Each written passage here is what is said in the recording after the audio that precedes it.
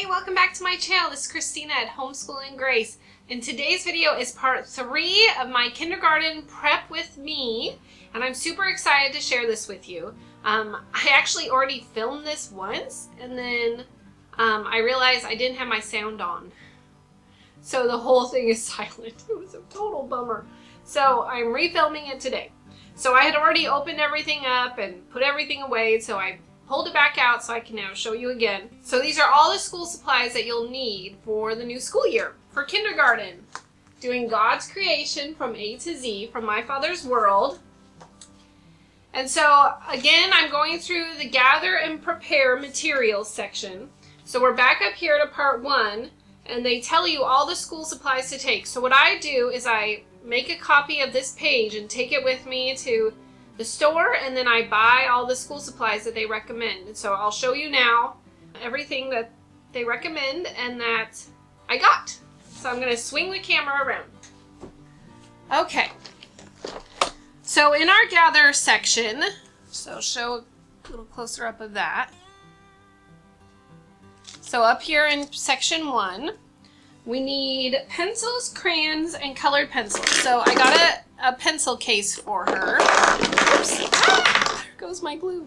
Okay, so I already put her decided to put 2 pencils in here and one of her glue sticks.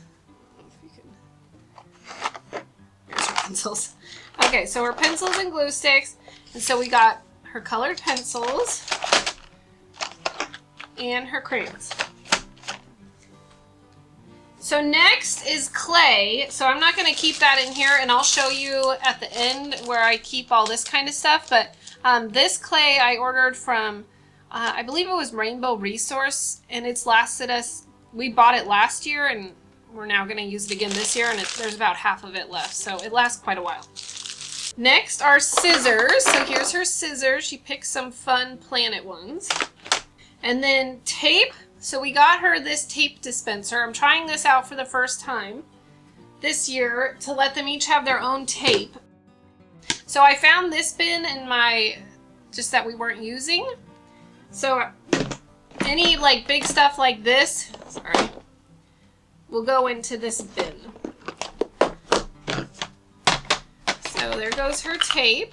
Next is a stapler. So again, I don't typically buy them their own staplers and tape dispensers, but this year I decided we'd give it a try, so I got her own little stapler. So since it's so tiny, and as you can see, I labeled a lot of it. Oops, we'll keep that one in there.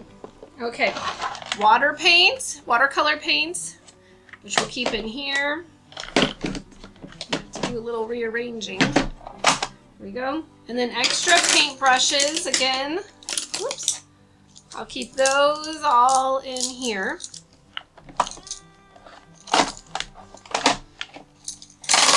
And then we decided all the extra glue sticks we'll keep in here as well.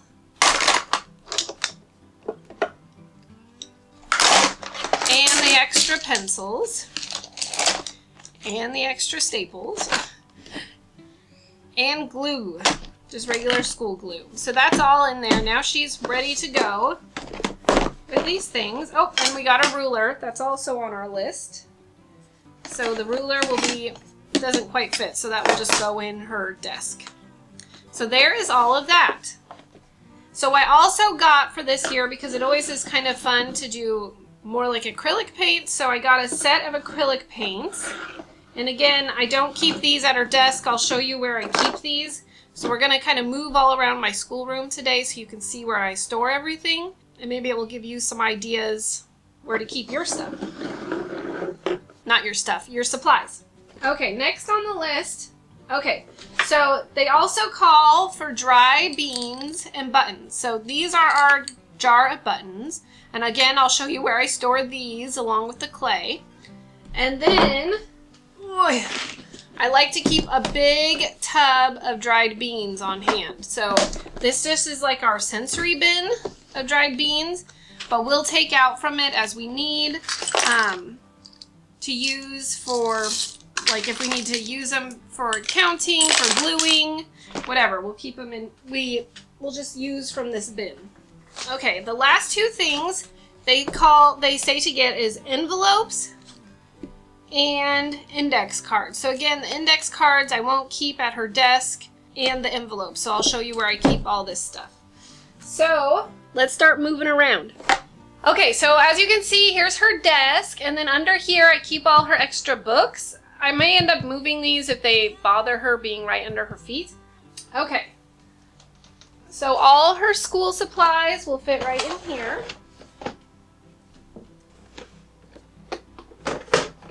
And there we go. So now she's ready to start. Whoops, I might actually pull that out so she can get to it easily. So that's all ready to go. And up here, I've got this bin with whatever else extra we need. So we have this, I keep at her desk because we use this almost every day, her foam letters. I also keep the bingo cards here, God's Amazing World, because this is used once a week. The alphabet book for the Cuisinart rods, because this again is used once a week. And then all her, this is separate, but this is her speech therapy pages that we're still going through. And I'll also keep her binder in here. And that goes right there.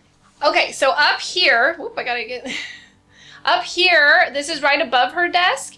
This is a little hanging pocket holder. I don't even know what it is. But I keep now all her short vowel song cards because the envelopes fit perfectly in here. And she's got her biblical concept cards and her ABC cards. And then whenever because each letter she'll make these little envelopes. And so I'll keep these also tucked in here. At least so many of them because they'll fit just perfectly. I'm so excited I found this. And I would link it below, but I'm not sure. We've had this for a couple years and I'm just finally finding a really good use for it. Okay, so now I'm going to move you around. Okay, so here is my big 4-drawer filing cabinet, and this is where I keep a lot of stuff so little hands don't mess with it. So up here, and I've labeled everything with my label maker, so it's just Curious George is in the way. So that I can easily come and find stuff, or if I tell my husband like, hey, go find this for me please, he can easily find it. So in here we keep our buttons and our clay. So as you can see in here, I've got a lot of stuff. This is particularly all our extra science stuff. Like this thing would be for science. And then I definitely keep glitter away. Little hand. Okay, so the buttons go right in here. Yeah. And the clay. So everything is nice and tucked away. Also in this big thing, I keep extra paper in here. And I'll show you where else I keep paper. But down here especially, this is extra office supplies that kids can't get into. So I've got our extra tape back here so they can't get into it because they don't know how to open these cabinets. At least my littlest ones. So extra glue I keep in here. So anything that they would get into that would get lost, I definitely keep now in here. So you've gone over a lot of my schoolroom already. I've got one more place to show you after this. So this is just an old medicine cabinet that was actually in here when we moved in. And so I just have left it there and I use it for stuff that's just for me to get into so my kids don't, again, mess with it because so many little hands, you have to put stuff up high and more difficult to get into. So the index cards I keep in here because I use them for more than just one student. They go right here in this filing cabinet. This is an extra jar for extra buttons or beans when we're counting, bottle caps, extra paints, do-a-dots, and then little things for science or history that we may need or just are kind of fun to have in there. Someone's listening to classical music. Okay. So these little paints, these acrylic paints that I don't want my kids to get into, I put up on top.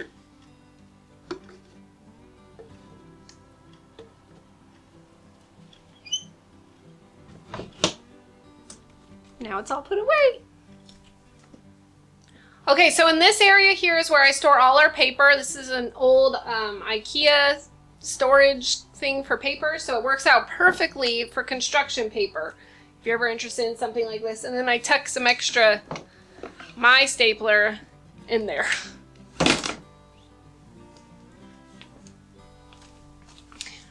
Alrighty, so in this section of my schoolroom, and this is the last section I'll show you, this is where I keep all our My Father's World curriculums. So we start over here. This is, I gotta back it up a little.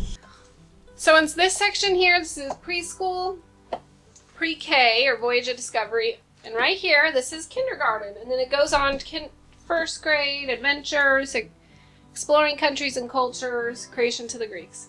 So right here is where we store all our extra books for the year that we'll need, the Cuisinart rods. I store the butterfly net. I would, if I could, store our ant farm, but in Oregon, we can't get ants shipped here. There's like some kind of law against it, so we can't do the ants. So we may do ladybugs. I did see that that was an option on the insect lore website that you can go to order your butterflies. But unfortunately, we can't get ants, but that's okay. So the last thing I'm going to put away, and I'm going to show you, it's on this shelf too, is our beans. So in this section down here towards the bottom, I keep our extra printer paper and then sensory bins. So this is a whole bin of rice, and then we have our bin of beans. I always keep a flat sheet with them because my kids do play with them. They have to play with it on the sheet, and it makes cleanup so much easier. I highly recommend it if you let your kids play with any kind of sensory bins. There we go. All right, so I hope that was helpful for you to see kind of where I put everything in our schoolroom and kind of give you a general idea of where you can store things, how you can store them, how you can just keep everything for your school year, and let me know how you store your stuff. So that is through all the gather section. Now, part of the gather and prepare materials, number 4, it's reading the first chapter of For the Children's Sake, and I have done that already. And so I thought I'd share a couple of lines from it that I found really just kind of touched me, and I thought were kind of fun to share. And then you won't read the next chapter until week 3. You'll read chapter 2 then. So in this book, which I highly recommend, it talks about Charlotte Mason and her approach to teaching, education, and how it inspired Susan Schaefer McCulley in her schooling of her daughter, and well, her daughters, I should say, and just how she just really appreciated her approach to teaching children and for them to learn through nature studies and just being more, the school being more geared to their interests and not just teaching them facts that they don't necessarily always remember. So Charlotte Mason believed passionately that children are persons who should be treated as individuals as they are introduced to the variety and richness of the world in which they live. She believed that biblical Christianity is truth. She had a pivot, a foundation. And I thought that was really cool. That she really, I think the beauty of homeschooling is that we can really see each of our children's passions and where they find interest and where they find excitement in learning, and then you can kind of go with that. Like I have one daughter who loves math, and so I try to really have a lot more math focus in her school days or just extra math things because she just loves it so much. And then I have another daughter who loves reading and loves writing, and so I try and have lots of books available for her so that she can read whenever she wants. There's a book available, and she just finds joy in that. So I think if you're choosing to homeschool right now, and especially in kindergarten, you've probably seen or not been interested in the public schools right now because unfortunately it seems like they're trying to teach more worldly values than Christian values if you are a believer. And I found this, what she said, the surrounding culture is deeply out of step with the Word of God. Yes, that's the truth. Other pressures threaten to take away sanity, stability, and simple humanity. And I think right now we're seeing a lot of that. And so I just really appreciated what she had to say about just our culture and how to raise up children with a Christian worldview and what that means as mother and father. So if you haven't read this yet, go pick it up and read it. It's a really excellent book. It should have come with your curriculum if you ordered the My Father's World Kindergarten. And so chapter 2, let me just double check. So chapter 2 will be read week 3. So I won't be getting to week 3 for a little while because I won't be starting until September. So that wraps it up for our gather and prepare. If you went along with me, you should have all your books, extra books ready. You should have all your student sheets organized and ready to go and cut out. And I forgot to share. If you saw my last video that I was cutting out all the student sheets and I didn't have a laminator, my dear friend Ray, she stopped by and surprised me with a laminator. Isn't that so kind of her? I'm just, thank you so much. I was so excited. I just couldn't believe it. So anyways, I have already started laminating things and the student sheets. So like this is already laminated now. Oh, you can't see where I'm pointing. Where am I pointing? Right there. I've already started laminating all of that and all the little cards, and it's been super fun to use. So thank you. Alrighty, so back to what we've gotten done. So we've gotten our student sheets organized and put away. And then lastly is we've gathered all the school supplies needed and have put them all away. So we are ready to start school. Yay! We're ready! At least I am for one kid. I've got more kids to prepare for, but one is ready definitely. So thanks so much for stopping by. If you like this video, here are some others to check out. And here is the playlist of all the parts if you missed one so that you can catch up on how to prepare for kindergarten. And I hope to see you at the next video. All right, thanks. Bye-bye.